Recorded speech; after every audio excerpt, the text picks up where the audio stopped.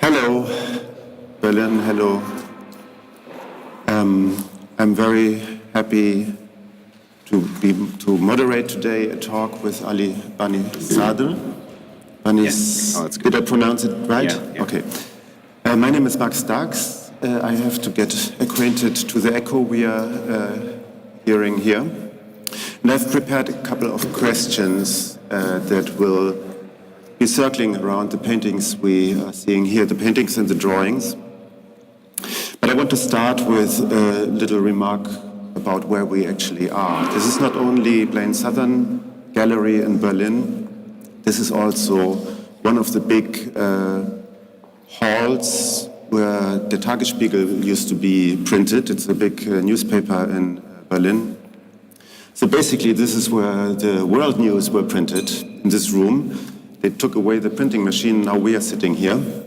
But I want to confront you with a sentence, a quote that you recently said to Andy Warhol's Interview magazine, and you said, "I am fascinated how systems function, be it religious, corporate, or political." And I think your exhibition is called The World Upside Down. So basically it's a bit about how do we see, or how do you see the world? Yeah, I mean, I guess that I always say that, like, I like to kind of see every problem from a macro level. I guess that kind of like, based on what you're saying about systems, I mean, you could look at any system from inside, and then you kind of become part of this sort of a I don't know, like a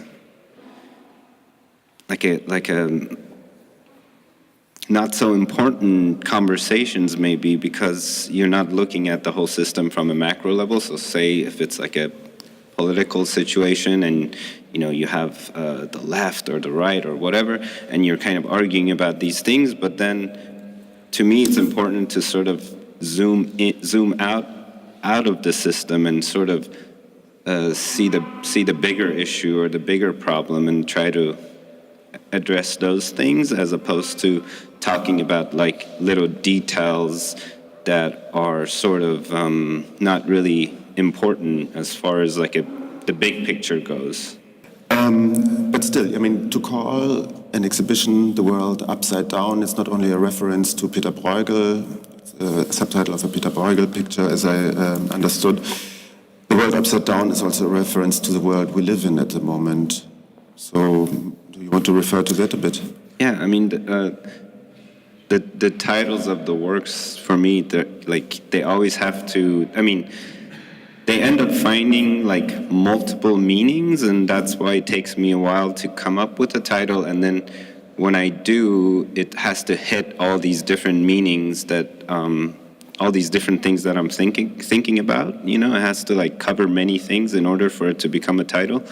So, of course, it's always making reference to our present time and current events and the things that are happening now, because I'm part of this world and I'm paying attention to, headlines and things that are happening. So like these things I'm kind of like consciously taking in. So it has to cover these things, but at the same time, like it has to cover something art historical too, and maybe sometimes I'm using something like Bruegel's The World Upside Down as a way to maybe a painting that was made 500 years ago or so, and somehow it has relevance to exactly what's happening in our time right now, and how it could, after 500 years, still be relevant and contemporary. So it's like the title, in a way, it could cover many things, and then, I'm interested in Bakhtin's philosophy. It's been brought up a few times about my work because of his reference to like multi voices, like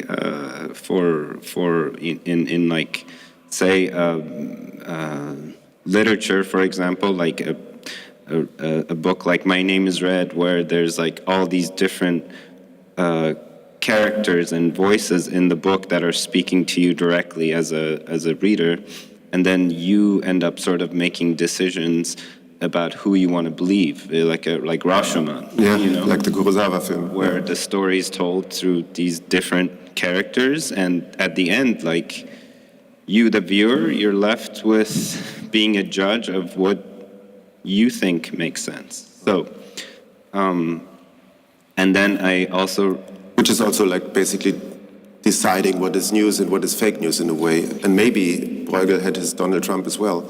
oh, exactly. I mean, fake news has been around through Egyptian times, maybe. You know? Yeah, they started it. Now we know. It is your first ever proper show of paintings in Germany. And when I wandered through the opening yesterday, I was so impressed to see these paintings for the first time really in front of my eyes. I, of course, knew catalogs of yours. Banisadr has released 2 catalogs. One of them, the first one, is about all your paintings until 2015. The second one, which has been released on the occasion of this exhibition, is the second part. You could call it a catalogue raisonné, and it starts with 2015, and it also includes all the drawings you have made. But the point I want to make is, when you stand in front of these paintings, I mean, you are used to it because you do them, but for me as a part of the audience, I was really impressed how detailed they are. And in a way, it's the only chance to ever see them again in its entirety. I mean, how do you deal with such a thing? Are you sad that they go away in all different directions, or are you happy that they are all sold?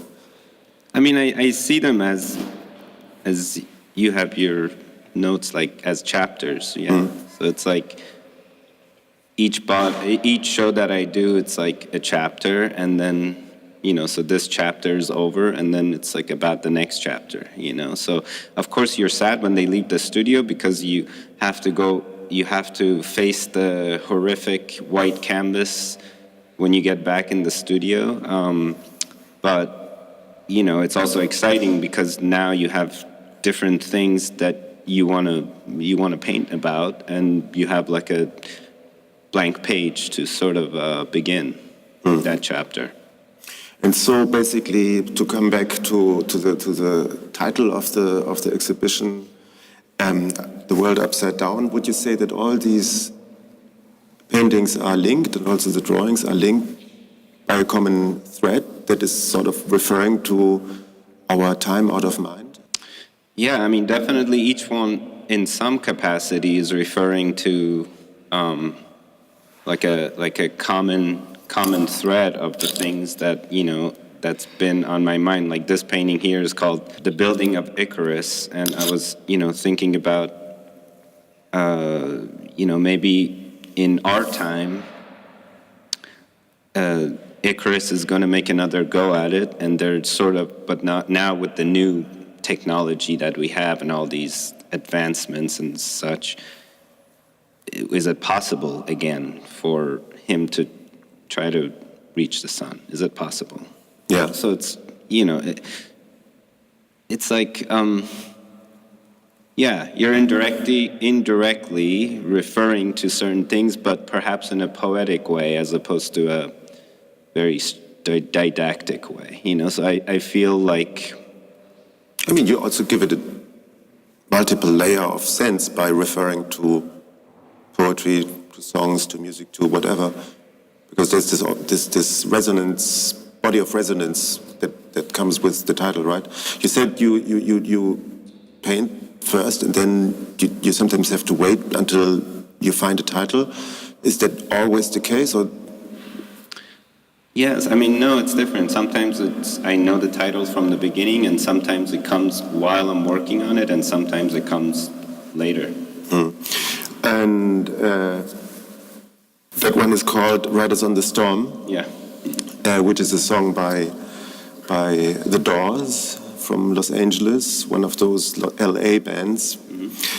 And I wonder I mean, when I think of the Doors, I always think of Apocalypse Now, even though Coppola used the end. But maybe you want to tell us a bit about why you picked that particular title with a reference to music that opens up such a huge field we are studying. By the way, I think right now is the best time to see that painting because of those lights that are on there. You know, I came here last year around this time thinking about this show, and I really was here for a long time paying attention to those. So like all those like pinks and light blues and yellows are in that painting. So it's somehow subconsciously like I kind of made notes, and that exact thing happened, which like an amplification. Yeah. But my question was basically why Riders on the Storm, why the Doors, and why the door to that world of reference. Yeah. I mean, it wasn't. Well, I think again, it's like I was thinking about multiple things. So one of them was in this particular painting. I was thinking about, you know, you're always trying to paint untangible things. So one of them was like, how do I paint a storm inside of a painting, where like all these shapes and things are dictated by the strong sort of air, wind in the painting. And as I was trying to sort of, figure out how I'm going to paint this, I heard that song in my head, and I feel like just hearing that, I mean, it wasn't on, but it was in my head. Not I hear music all the time. So as I was hearing it, I felt like that song is helping me make this storm. Yeah, like also like in terms of focusing, like you keep on listening to that like in a loop. Yeah, maybe, or perhaps maybe I had listened to it in the past and had like some kind of a visual thing, and then somehow using that experience within myself, I brought it out and I was able to paint the storm, you know? So it's not like a literal storm. There's no hints of like storm in there, but I feel like the energy of the storm and the, is in there.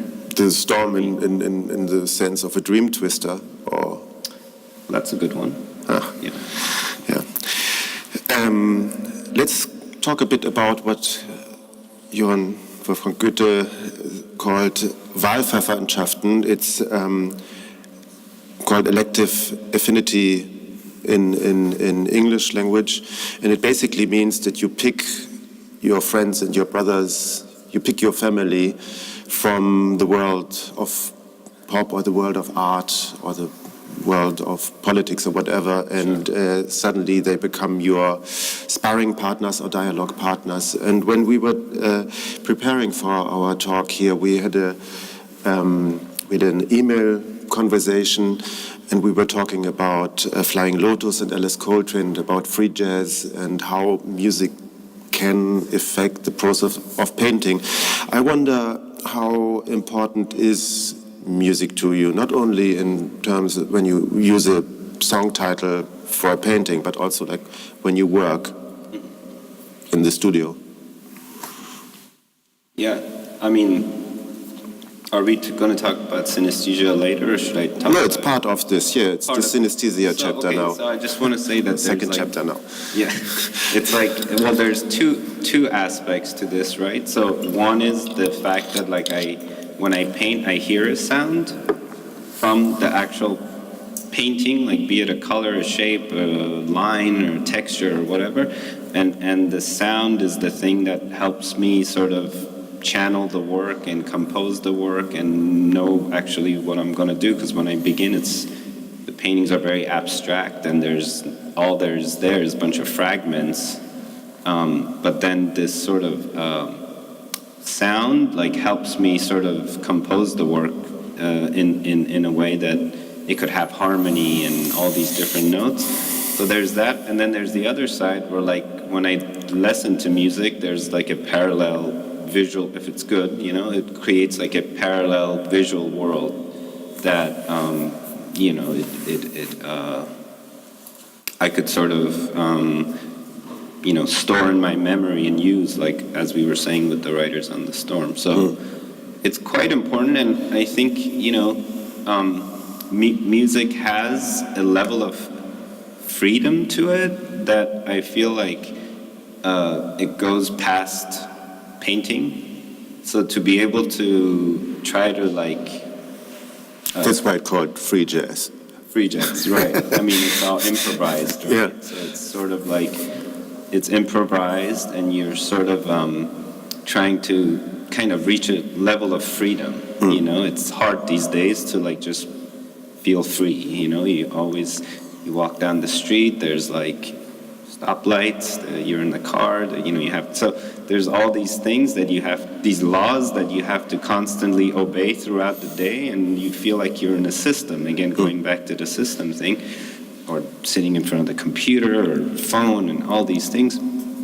And I think there are only a few things in our world that make you really feel free, so music is one, and I mean, painting, making it is one. I don't know how viewing it, but making it is one. So.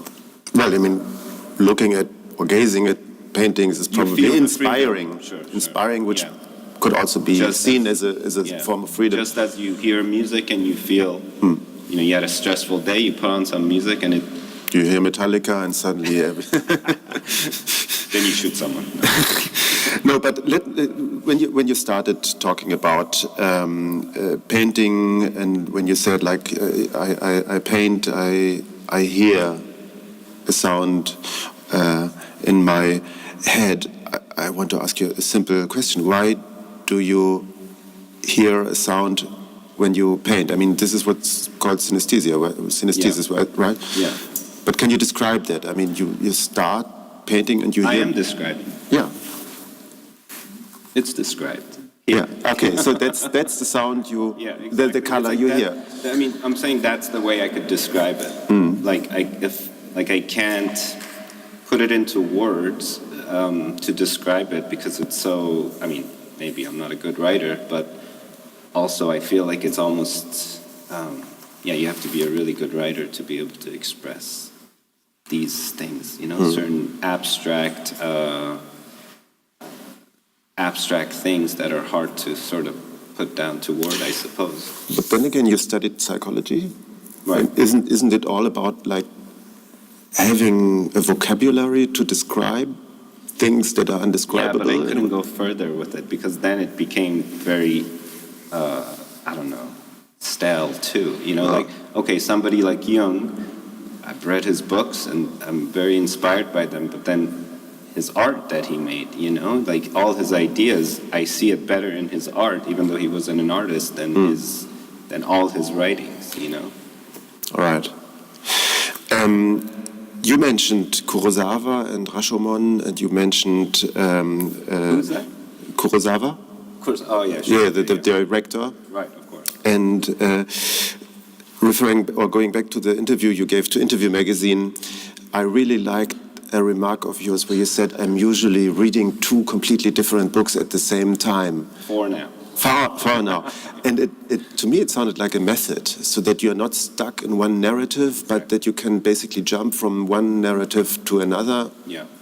Yeah, I mean, I think this, say if I'm reading 4 different books, this invisible connection that I'm making between these books are the interesting part to me, because something could echo again in these other books that have nothing to do with each other. Like one could be a fiction, one could be like Borges, and one could be like, I don't know, a book about child education or something, So it's like somehow, but then somehow they start to kind of create a new narrative that becomes very interesting to me. So it's not, I'm not referring to these books directly, but it's that connection that they find with each other that interests me.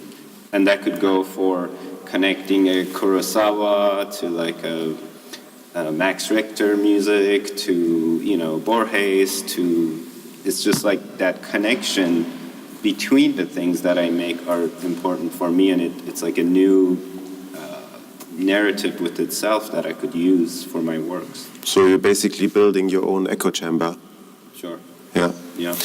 In our little email conversation, I read it to you. You wrote this fascinating sentence. You said, there are different notes of sounds that I hear as I lay down a color, shape, texture, for example, or a mood that has a sound. That mood can trigger memory if time and place that has a sound. Basically, what you're saying is that that there is some unconsciousness involved, and that a mood or a sound can trigger that unconsciousness or that forgotten memory, if I'm getting you right. How important is memory for you, or to put it in other words, how important is it for you to dig into yourself, to look into yourself, like when it comes to painting and to topics and to how you actually paint the paintings, give them a narrative? Yeah, I mean it's very important. I mean that's where all these like archives of imagery, it all comes from memory. You know, because when I'm painting, I don't have any references or anything. So all I have is me, the painting, and what's in between, which is sort of like the sound you hear and the color you see. Yeah, like the whole going. I was saying ping pong. You're playing ping pong with the painting, so it's like you say something, it says something, you lessen, you go back, and so on and so on. So I think, and between doing these things, memories just kind of flow in on their own, you know, without me forcing anything. It's just something happened to trigger something from a certain time, and then it just sort of walks in. And then my job is to allow it to walk in, develop it. Yeah, allow it to walk in, develop it, or not, you know? Then it becomes about this heavy editing for me, because it's like, is it making sense with the whole painting, this thing that's coming out? Is it ready to come out now? So there's this sort of like, becomes a game of taming things, you know? Developing, not developing, getting rid of, leaving it in between stages, and sort of like that. You grew up in Iran. You were born 1976. You lived in Iran until 1988, and then you moved to Turkey, to California, and in 2000 to New York. When, or whilst you were living in Iran in the 1980s, there was a war, the Iraq-Iranian war, and it lasted 8 years. Are there like childhood memories that are inherent in you about the war that maybe also trigger your paintings? I'm also asking because like your earlier paintings until 2015, when you had this like bird's view on the world, they had so much reference to Hieronymus Bosch, and to me it was like hell or heaven or the garden or whatever, or everything in between. Right. So I wonder, is there, like, because a war can be a very strong thing to affect a young person, so is it allowed to talk about? Sure, yeah. I mean, I think that like mostly from the war, it's like auditory things that I remember, because it was. I mean, there was visual things too that you see, like an aftermath of something, but it was like mostly like auditory, because you hear air raids, you hear vibrations, you hear explosions, you hear all these things. It was like 8 years of just constantly you hear these things all around you. And at the time, like for me to kind of try to make sense of all these sounds I was hearing, I was making drawings to try to make sense out of the world or whatever that was happening. So it was like a diaristic drawing, basically. Right. Yeah. Of course. And then there were some visual things, you know, that I had seen that, the earlier paintings somehow they would work their way into the work, you know.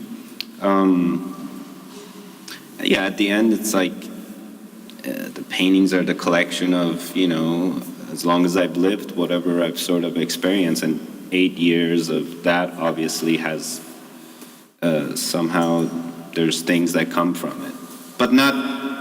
I think one misconception that that I've heard about my work is that they're battle scenes, which they're not. Yeah. I mean, maybe I made two paintings that were about some kind of a battle scene, but then I feel like I hear that a lot from my older paintings, that people say, "Oh yeah, there were battle scenes," which it's not the case. Yeah, I mean, conflict, yes, universal conflict, yes, but not like battle scenes. But have you been in battle scenes? I mean, you were talking about air raids and about the sounds. I can even imagine that the sounds might be beautiful or something. Exactly. Yeah. Whereas like being in a real combat situation must be hell, I guess. I've never been to war. And so how close did the war come to your family in Iran? I mean, it was all around us, Yeah. like maybe sometime like 3 blocks away, a building down, or I remember a case where like a bomb was dropped in the playground of my school, and it had left this giant crater in there. And at the time, of course, you don't know how it's affecting you, but then later in my earlier works, I had made all these paintings with these giant craters on the ground, and without really consciously thinking about that particular scene, but somehow like it was working its way into the paintings. So basically, when you were drawing as a child, you were like from the age of 4 to 12, yeah? Yeah. Do you still have these drawings? No, I wish. I always yell at my mom, like, why didn't you keep one? She threw them away? I don't know. Supposedly my aunt has them, but...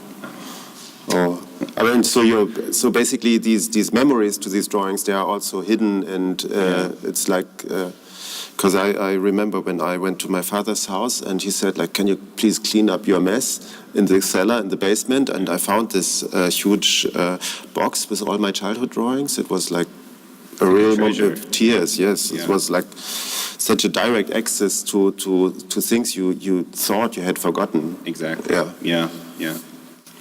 But I mean, just asking, did you study psychology for that reason? I studied psychology for the reason of this sort of synesthesia thing that at the time I didn't even know what it was, but this whole thing about, when I hear music, I see this visual kind of parallel world, and when I would look at artwork or imagery, it would trigger sound. So I think that got me interested in the subconscious and all these things, and I wanted to understand more and maybe perhaps become a psychologist, but then I kind of just veered off to, going to art school. Yeah. Do you remember or recall what was the basis of that decision? I mean, you must have felt something like, I want to become a painter, or what? Well, because, again, like... at the end, like if you want to become a psychologist, you have to write, and then you have to deal with language. And I felt like that wasn't something that I kind of felt the freedom of using language in order to, I don't know, like as your main tools. And of course, at the time I was making art, and that was always more satisfying to what I was after, because I felt like I'm sort of finding certain understanding from using visual tool that I could never get from reading or writing. Okay, so let's start talking. We are already in chapter 4. Okay.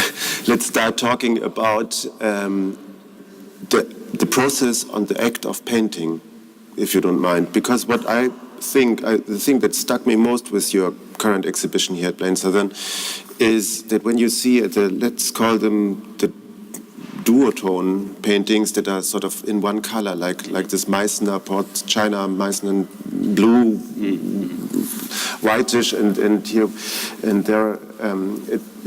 They basically are in one color zone or color world. And the interesting thing is that, for me, it's still the same, of course, the same person who has painted them, and it's the same vocabulary of forms and the way you have painted it. But it's 2 or 3 color worlds. Can you, because these paintings, they don't look in that sense that you had a color in mind. Yeah. Well, I mean, so it always, like each painting always begins with a certain mood, which means it could be like one color that I've thought about. The color that I actually been making my own colors now. So like it's like a color that triggers a certain mood that I, create and then make tubes out of, and then I kind of label it by mood. And so all these paintings like start with like a particular color that I mixed, which is a certain mood, and then it's a matter of just sort of seeing where the painting wants to go. It's a matter of listening to the painting. So like the blue monochrome there, I mean, I started with that, and then it just didn't demand any color. Like it was fine how it was, and then it was just more a matter of developing that. And for something monochrome, I usually look at a lot of etchings because it makes sense to use that language for something monochrome. But then, like say this painting here started the same as the other one in that blue tone, but then it just demanded more. It didn't feel like it was enough. So it required for me to just add hints of colors in order for the harmony of it all to kind of come together, this orchestra to sort of, the musical orchestra part of it to sort of like fall into place. Yeah, you used a couple of times now the word language. I used the word vocabulary. Is there a grammar to your paintings? I mean, you are talking about freedom here, but there seem to be also rules that are defined by a vocabulary, like your own free vocabulary. It's a controlled chaos. Yeah. And we are also, I mean, let's continue to talk about like proper painting. What I really think is one of the significant aspects of your painting is that you, as a audience, as a spectator, you always think that they are figurative, that they are realistic, and then you go a step closer and you realize, no, there's this moment where you deliberately stop it becoming too realistic. So basically, yes, it has this sense of Hieronymus Bosch, but there is like something that you deliberately put over it, like a grid or like a layer or like a different grammar or like reading 2 books at the same time. Yeah. What is it? I mean, going back to psychology, it's like our minds are always trying to categorize things. As when you're children, you have, when you're a child, you have this infinite level of freedom because you don't know what things are. You just see shapes, colors, sounds, texture. So everything is a wonder to you because you haven't already categorized, archived, and put it away. As we get older, I feel like you do that, and then, I don't know, you don't leave room for surprise, per se. And I kind of like to create these figures that you can't quite categorize, It's like your mind is it's like when you walk outside and you'll see something and it's a bit odd, and then you try to automatically categorize it for, I don't know, like human reasons. Like, is this a threat? Is this okay? Is this my friend? So you automatically try to do that. But if you can't, you're sort of left in this place of your heartbeat going up and you're trying to figure out, how do I categorize this thing? So I always loved this in-between space where your mind just tries to categorize, but it can't. And it's just sort of, I like to kind of leave the mind in that place. Yeah, but out of curiosity, like when do you feel like, I mean, for instance, this painting, we have like some of these. The small one? No, the big one. Sorry, some of the. I would call them creatures because they have like creature-like aspects, but then again, they disappear in the abstractions. Is there a moment where you say, I'm not allowed to become like really realistic, photorealistic? It has to be blurred again. I have to destroy this path, because I think that's a problem for someone who's using reference, because then they have something to go by. Like, I don't have anything to go by. Yeah. It's just like a fragment. It's just like this line, like a stain on a wall or something, right? And then you're just trying to tame it. You're trying to make it into something that your vision sees. You're trying to it's like a carving of a stone, right? Like you keep chipping away, and then you start seeing some living thing in there, and then you want to bring it out. So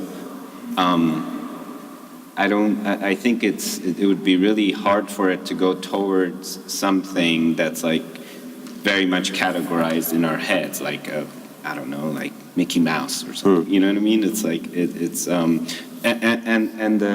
the way the figures kind of come to life is based on many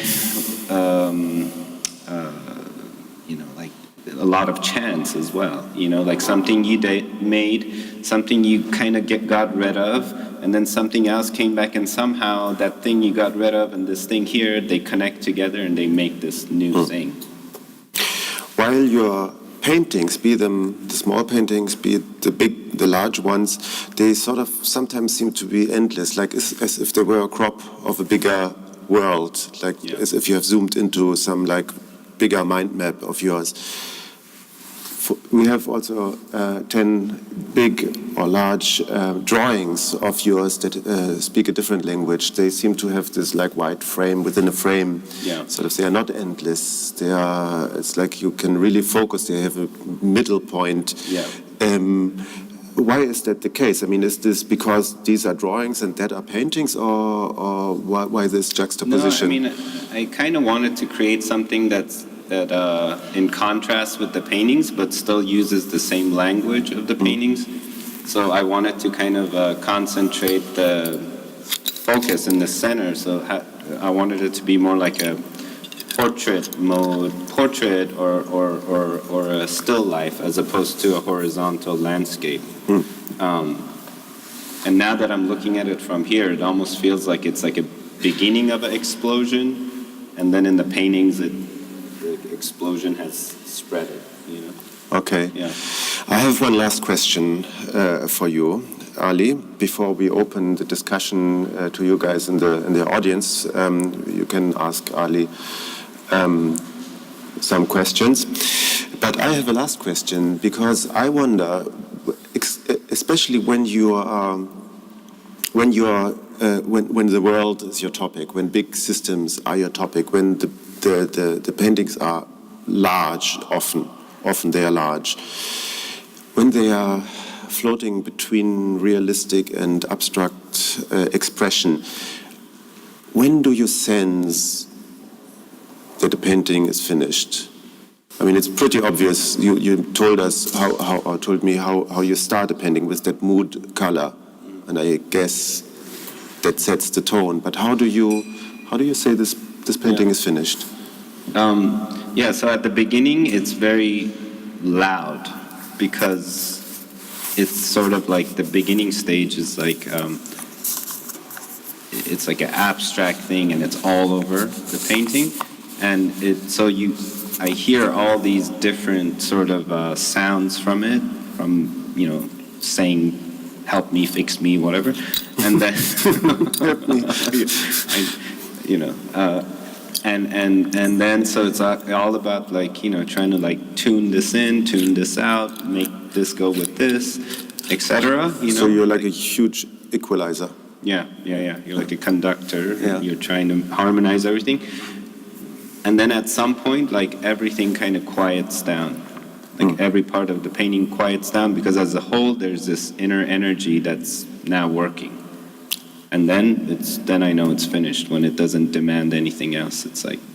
Yeah, and once there's no sound anymore, there's no color anymore. I get this. Yeah. Thank you so much, Ali, for talking so openly and interestingly about your current exhibition here at Banisadr.